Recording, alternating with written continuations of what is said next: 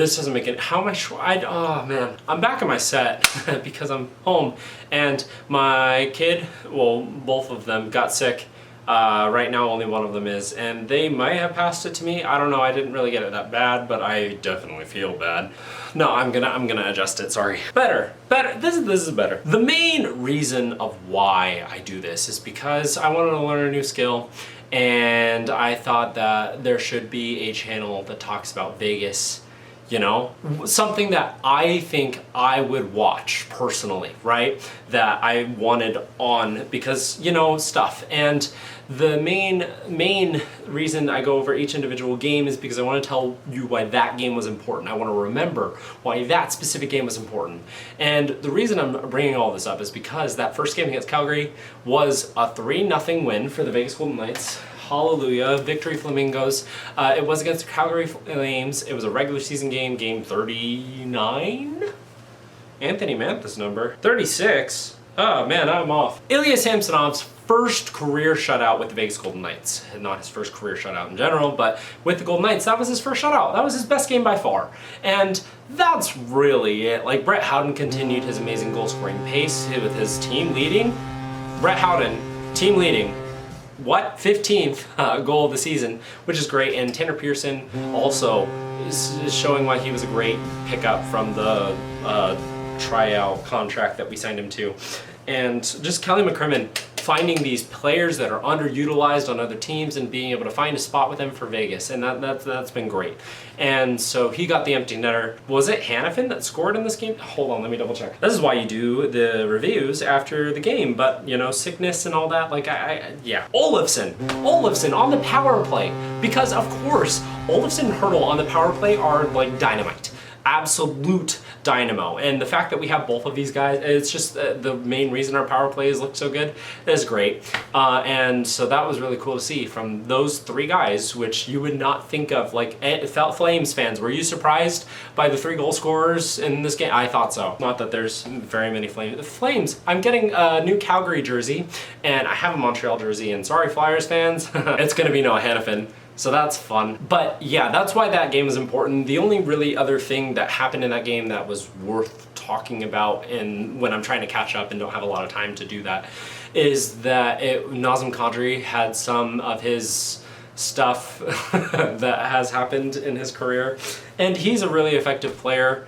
I think he's just on a really struggling team right now, and but he's got that side of his brain, not his hockey stuff that just isn't, it's off, right? And so he's gotten suspended. Like, I'm not saying that should have been it was just Nazem Kadri has had questionable stuff throughout his career, and it was another example of that again on Sunday when we faced Calgary. Sorry that I am not great at finishing my sentences. I'm going to work on that for at least the rest of this video as we go on to our next game against Montreal. Yay! This game was important because Vegas lost, which is why this is off, but I'm not leaving it next to Montreal because that's not their thing, right? It was a matinee game, which Vegas has notoriously sucked at, or in my off the top of my head, like, I don't know the actual statistics, but I feel like matinee games in Vegas,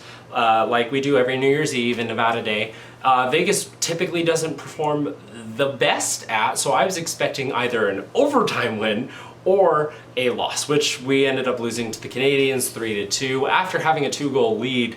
Yikes. But that's the thing in the modern NHL, is that leads like that just vanish, right, Buffalo, against Colorado? With less than 4 minutes left? Zach Whitecloud got on the board. That was fantastic, and so did Noah Hanifin. This is the Noah Hanifin goal that I was thinking about. Absolute snipes from both of them. That's really, really cool. And then it wasn't even a collapse. Like, up until that point, I feel like Montreal was pretty level with us, and that could be because Vegas didn't go that hard for the matinee game. It could be for numerous reasons. Like, Montreal has the makings of being a team that should be on the precipice of getting into the playoffs. They just haven't been able to put it together. And with Patrick Laine back in, they've done fantastic things moving towards that. Laine has been great in Montreal. He didn't score in this one, so I don't know why I'm bringing him up. What a bum. That's a joke. Cole Caulfield, in the end of the second period, gets on the board with an assist from Vegas Golden Knight legend Nick Suzuki. Emil Heineman, is that his name? It just says E. Is it Emil? Holy cow, I was right. See, I know some stuff. And then Kirby Dach, both in the third period, are able to give Montreal the lead. I wasn't able to watch, actually, the third period, so it's my fault. The Vegas lost, guys. I'm sorry. You know, good luck charm. Wasn't able to watch the game because I was working.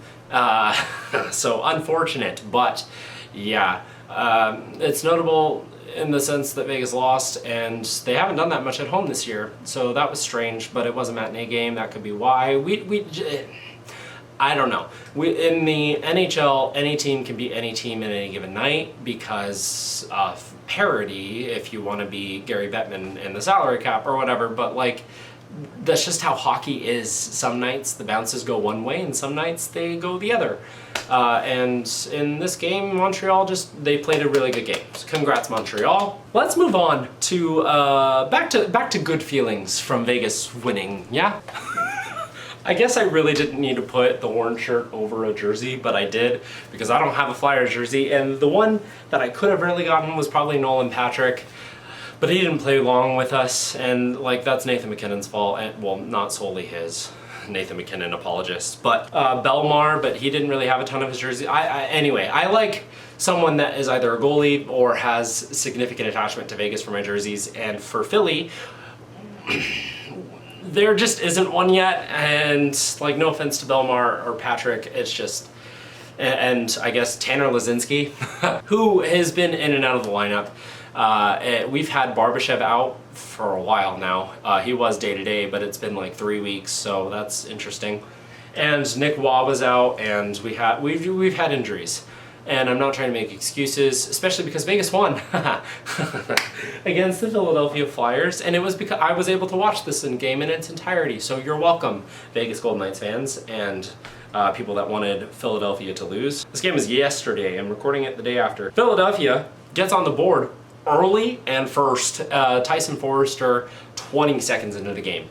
Like, just is so quick, and it's really unfortunate for Vegas, especially because I keep thinking they're going to get the first goal when they have not done that very much this season. But you know what they have done is come from behind a lot and comeback victories, even though they, you know, came back in the second period to take the lead 2-1 in the very beginning of the second period. So one goal in the very beginning of the first is not as good as two goals at the very beginning of the second. Mark Stone and then Nick Hague for these two goals. Mark Stone with the tip in front, and then Nick Hague with a wraparound.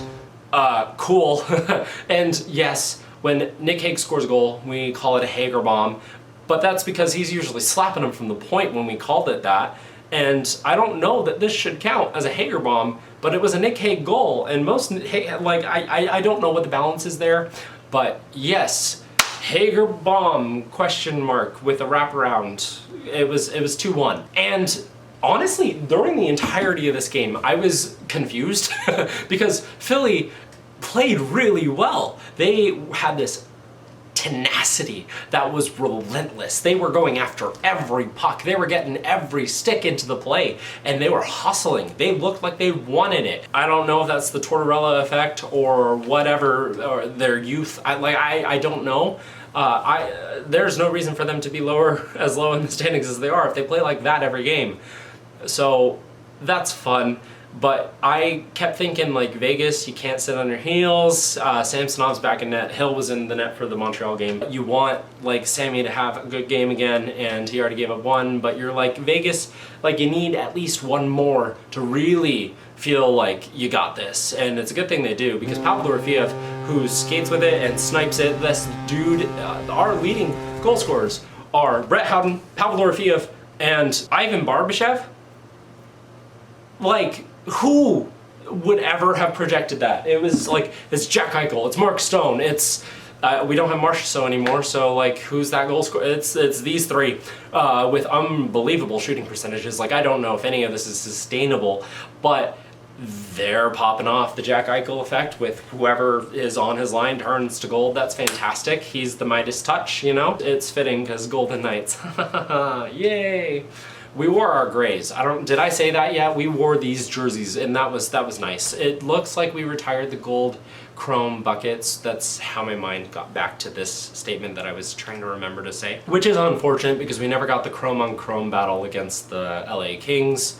But who knows? We might bring them out one more. I don't know. They were an eyesore, and they didn't match the gold on the jerseys, but like it was fun, right? And that's the point, right? That's why Vancouver was doing it, and they got praised for it. Haha, the perks of being a Canadian market. Like, everything you do is original, and just, you know, that's where hockey originated from, and all the... I don't know why I'm saying it in this game. Calgary Flames fans already logged off this video. Montreal Canadiens fans only speak French. Probably don't understand this because I don't have any subtitles on, and I don't speak French. I'm not going to translate, so I don't know how good these... And then Flyers are not Canadian. But, yeah. And then Alex Holtz.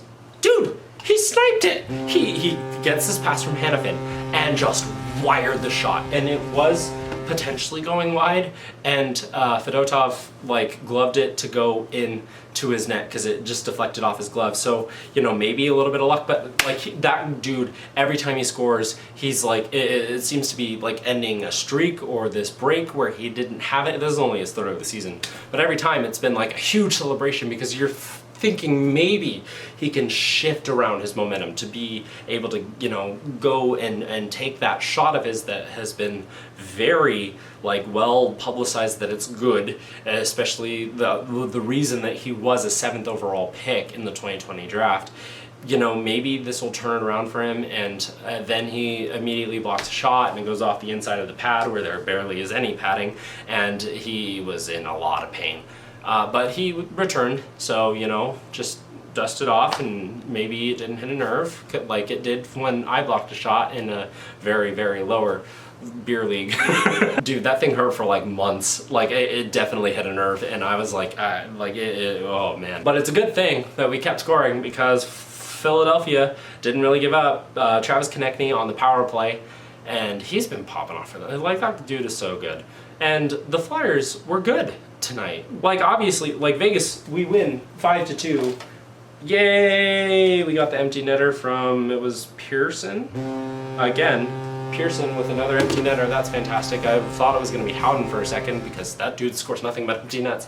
But no, Pearson got it, and 5-2 seems a little lopsided. 4-2 even, if you don't want to count the empty netter towards it feeling that lopsided. But it really was like even throughout. Philadelphia was really on it in this game against Vegas, and that was weird to see, and cool, I guess, and confusing because like I said earlier, think that if they played like that every game, they should win more games than they do, and maybe it's because of their goalies, maybe it's because of, who knows. That's just what I noticed in these 3 games. This home stretch, yay! Vegas wins 2 of the 3, and I'll take that. They've won like 11 of their last 13. A really good streak for them. This video is probably longer than I wanted it to be, but I had a lot more to talk about the game that happened the most recently. Shocker. Our next game is tomorrow, Saturday, today maybe, depending on when I get this video up, against the Buffalo Sabres. So that's always fun. One of the people that I work with is from Buffalo. 2 of them are from Buffalo, and they both are Sabres fans, and I just had to, I was like, I'm sorry about Eichel, and they're like, ugh, I hate Vegas. It should be good. It'll be good, right? It'll be good. But that's going to be it for games 36, 37, and 38's Nightly Review. Thank you so much for watching. Have a good night.